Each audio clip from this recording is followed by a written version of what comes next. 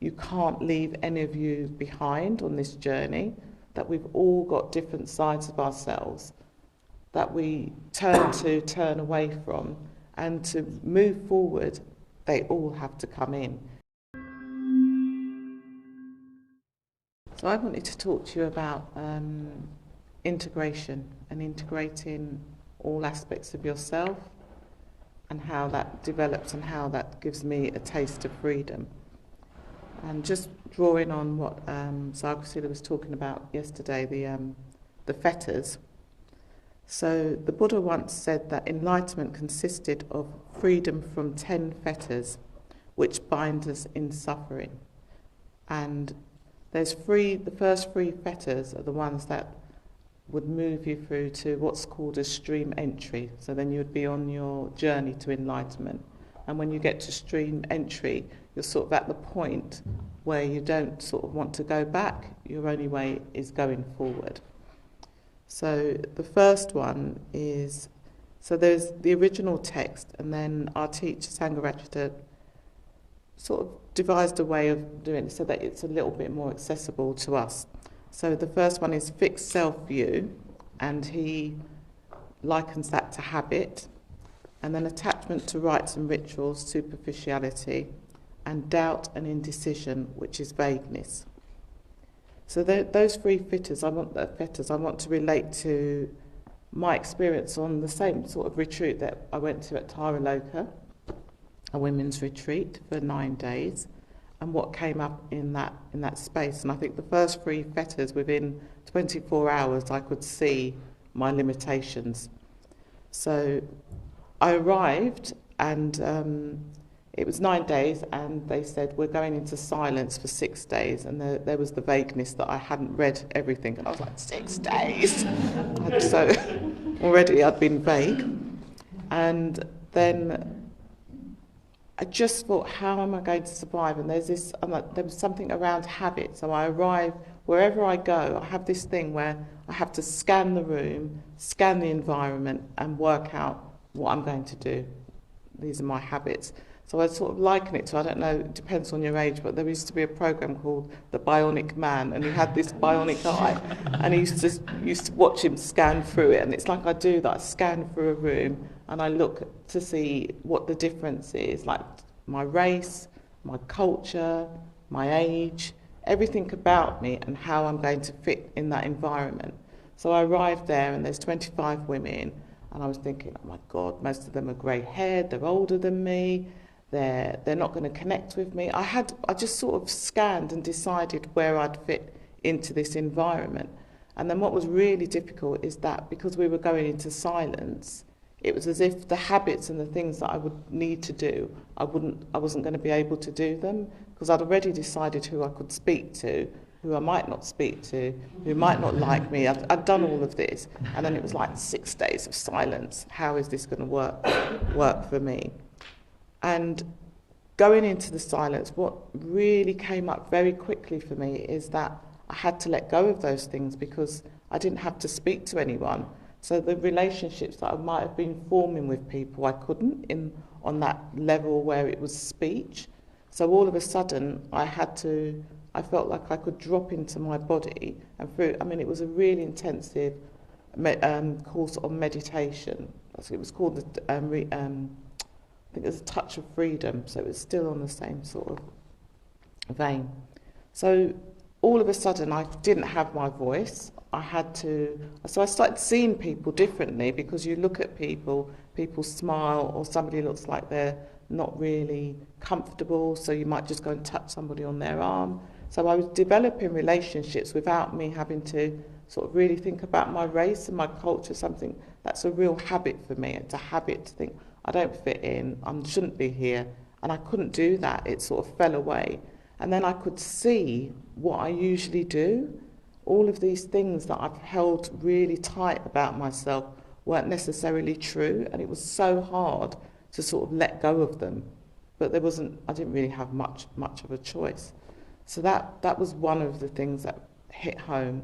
And then I was just thinking of the fetters superficiality, is that I go along to all the meditations and do everything, but actually, what was I really there? I just realised that when it sort of increased the meditations, you led in and then you were doing nearly 4 hours a day, and then a couple of days in, then you went up and it was like 6 hours, and I was like, 6 hours in that shrine room? What am I doing? And I wasn't really engaged, and I remember we were outside and we were doing a walking meditation, and I had this thing, but everybody was doing it really well apart from me. I was thinking, oh, that person's a bit slower, so I'm going to go a bit slower. Well, that person looks as if they're really, zen, so I'm going to do that. So I just felt like I was copying everyone, but I wasn't really there. I was just going through the motions. And just like Emma said, in the reviews, you get a chance to talk. You get 10 minutes a day to talk about what was happening for you. And within those reviews, she was just saying to me, just feel what's going on, or label what's going on and then let it go. So over a period of time, I felt like I could drop down even further and let go of all the thoughts and things that were coming up, and actually just really see what was going on. So it was like thinking. I could just say thinking, judging, and then let it fall away.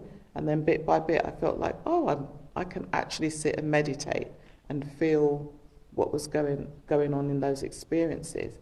But the other thing was really, really realising how you can't leave any of you behind on this journey, that we've all got different sides of ourselves that we turn away from, and to move forward, they all have to come in. You've got to get to know your mind. You've got to get to know the habits that create the things that are fixed and the things that are not fixed. So one of the biggest things for me is being dyslexic, being dyspraxic, is that's fixed, that's who I am, but the habit that I put on top of that.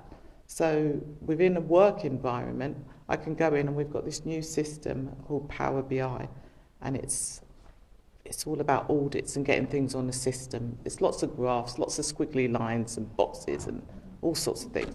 And I just look at it, because I've had some time off of work and I've gone back and this is in place. And I look at it and I just think, what is that? I just can't do it. I'm dyslexic, I can't do it. It's not happening. And then I realised after the retreat that this is a sort of a habit, of a way of me protecting myself, and it's not necessarily true. And when I sort of thought, actually, I'm going to listen to what I need to do and just pushing through it a bit, I can do it. I have to do it in a different way. I might have to do it in a slower way, but it's there. It's a habit. It's not the sum of who I am. And I think that's one of the things that translated from the retreat into real life. And the other thing on the retreat, there was it was about experiencing things as they come up and really experiencing them, but not going into all the narratives and everything you see and think, all these women, I'd made decisions about, this woman's like this woman's like that one's going to do that. And they weren't those people. It was just the way I wanted to see it, so it would feed what I feel is me, that maybe I'm not good enough, maybe I'm not going to fit in, maybe this person doesn't like me. It was feeding something, and having that fall away, it made me realise that I had to look at myself, so I could see all these sides of myself and how I had to sort of turn them in without. I liken it to that game, like if you go to a fun fair and it's called Bop It or something, when those things keep popping up and you keep whacking them down. It was as if that's what I do with all the different personality. That one pops up, you just keep knocking them all down. But within that retreat, I felt like they were popping up, but I could sort of soften towards them, send them some compassion and some love, really feel what they were, and then watch them come back down, because they're all part of me, and if they pop up, you can just allow them and let them come back down. So that's something that really, it was just really, really powerful. And because I think my mind is really, really buzzy, and I feel things, like I can really feel things in my body. As soon as somebody says something, I'm like, oh, that was in my shoulder, oh, that was in my stomach. And it's very immediate. But then what happens is I push it away. You know, I feel that feeling and I think, oh, deep belly breaths, and I just want it to go. But whilst I was there, I actually decided that I could feel the sensations and think, right, so somebody said something or I thought something, it's in my stomach. Where does that come from? What does it mean? And then sort of looking back, oh, that's maybe from when I was younger and this happened. So it was as if I'd gone from the mind, the feeling, but then trying to relate it to what it was. It wasn't about, you realise it's not about that person. So somebody's done something, you feel the sensation in your stomach. When you're able to talk about it or act it out because you can speak, you just think, yes, that's how they were. I knew they were like that. They don't like me. I don't fit in. That's the end of it. So I was always on that train, but not having the speech, I had to then think, oh, I'm feeling that. Where does it come from? What does it really relate to? And a lot of the time you realise it doesn't always relate to it's not that person, it's something that you need to work through within your own body. But what happens usually out in the real world, we will react very quickly to what's happened, so we never go any deeper. And coming away from retreat and being back at home, I think what was a real sense of my taste of freedom was having space between the thought, the feeling in my stomach or wherever it was, and giving time to think, oh, that's this. You can't do this all the time, I just hasten to add, because you'd just get nothing done or you'd not really speak. But in lots of situations, I was able to do that. And I mean, at home with my son, there was a day when he was just not in a very good mood at all. And I was just, oh gosh, here he goes. This is what's going to happen. I really wanted to react to what he was saying, but I actually felt it, and there was this feeling that I always have to make things right. You know, this is what it's about. If somebody's upset, I need to make them better. I need to make it right. And I could sort of sit with that for a little while, and I settled. And then instead of reacting, which would have been like, what's wrong now? What do you need? Da, da, da, da. I didn't do that. I actually said to him, because I'm a Reiki practitioner, would you like a Reiki session? And he said, yes, Mum. And so I gave him a session, and it was just, we just moved, we shifted, and I just thought the outcome, that was my taste of freedom, because it was as if I gave some compassion and love to myself and that feeling that I had inside. And because I didn't come from a reactive point of view, I was then able to say to him, let's do this. And then he was in a better place. And I think there's a real sense of trying to not just live from the mind, and I think and that's where I'm talking about integration, that really getting to know yourself and really getting to know that you are not just your mind, your body, you take your body everywhere. So it's not just seeing the world and thinking the world, it's actually feeling the world. So I think sometimes when I react from a feeling within, rather than my mind is just wanting to da-da-da-da. Where does that feel in your body? What does it mean when you feel that? Where does that relate to? Is it something that's really fixed, or can you start uncurling that and really trying to work out what's going on? Because I think that's what really gives you a taste of freedom. I mean, there was a couple of experiences on the retreat where you drop that overthinking, thinking that everybody's doing things, and not only with humans, there were these cows around. There's all these cows everywhere, and there's a fencing. It's a beautiful garden, and I think it was about day 4 or 5 when I'd really dropped in and letting go of lots of things. I had this experience with a cow where the cow was looking through like the bit of fence, and I was looking at the cow, but for a space of maybe about 2 or 3 minutes, which is really, I think, is quite a long time. It was just a cow. It was just something really beautiful that I was looking at. I wasn't thinking, oh, has the cow had any food today? Has the cow got any calves? Is the cow doing this? Is the cow doing that?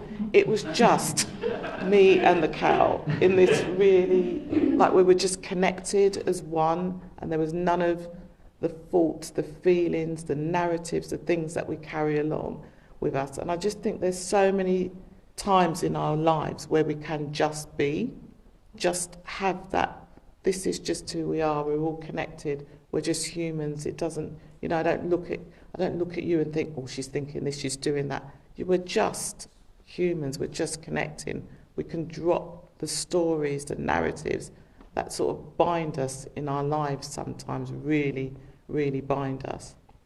So my invitation to you all is to think about something that is not fixed, because I do believe you can change. So thinking about a habit that you could think, maybe try to start uncurling, or think, do I really need to be that person, or is this always going to happen?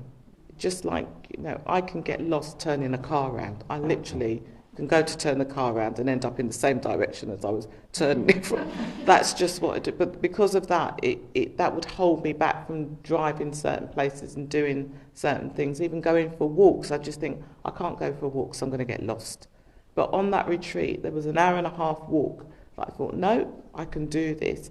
And I set off, and I did the walk, and I had the little, I'd done it before with someone on the retreat, but then I just thought, I'm going to do it. And there were points along that road where I was completely like, I'm sure we weren't walking along this for so long. Where is this sign? Where is this? There was a bush that I knew that I needed to see before I turned, and I couldn't see the bush. And I felt the panic, and I just thought, no, you can keep going. You can keep going. There, you are going to get to the turning. You are going to make it back. And I think it is about, how do we keep going? How do you know you can push through? Because at the end of that, there is a taste of freedom. And I feel I haven't broke through the 3 fetters, and that's not going to happen by Sunday either. But I can see where they are in my life, and I can see how I can push myself to recognise them, and recognise them in all aspects of myself, and then develop and move forward. And I just wanted to end with just reading a little poem. And it says, "And I said to my body, I want to be your friend. My body took a long breath and replied, I've been waiting my whole life for this."